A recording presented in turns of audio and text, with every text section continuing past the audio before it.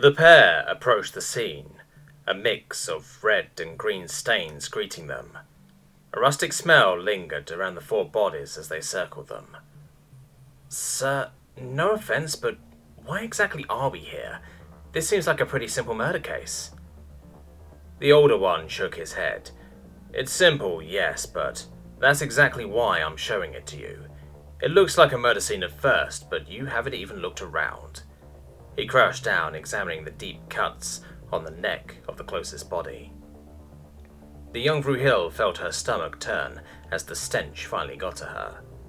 Local enforcement already said this was shut and dry. She pointed towards the murderer as they were being handcuffed. The human is unconscious and in custody, along with his pet. And yet they sent us. He had moved on to the next body already, one less bloody than the last. "Do you know why we still show up?" She couldn't stop her eyes from rolling. "Because our species have better eyesight than most, so we can examine closer during the scene without special equipment. That's drilled into us at the academy. Why ask me that?" "Because you still don't understand it, and because local enforcement is lazy as shit around here."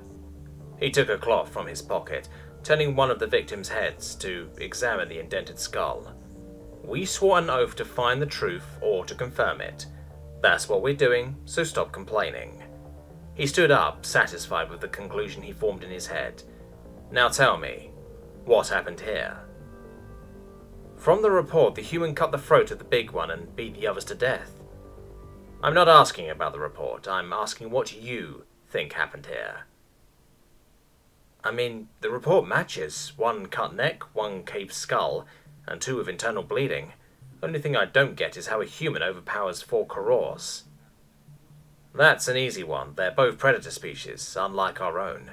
Predators tend to be at their meanest when cornered, hungry, or when they're defending their family." "So the human was cornered and predatory instinct kicked in to defend himself?" He shrugged. "You're getting closer. Use those great eyes of yours and take a look at the cut neck." She knelt down and slowly raised up the head.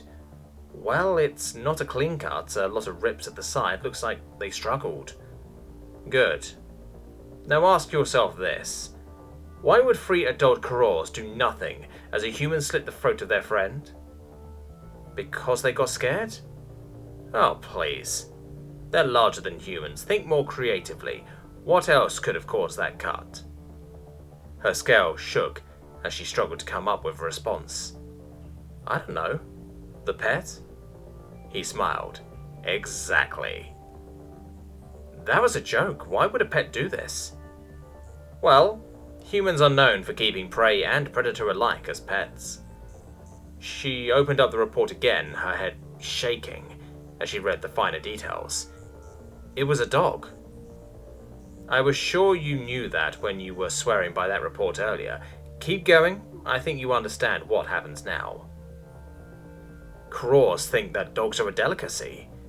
She looked at the victims now turned into perpetrators. "These idiots died for a meal." "Now you're getting it. Go over the whole thing from the top."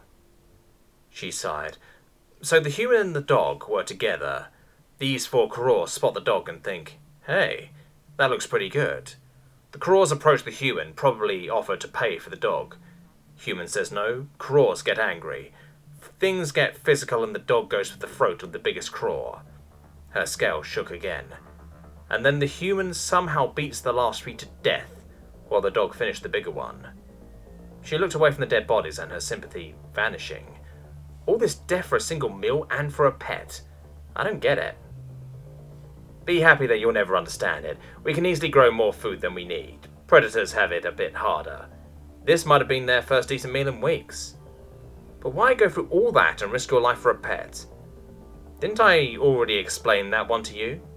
He turned to the unconscious human, the dog whimpering beside him. "It was a predator, defending his family."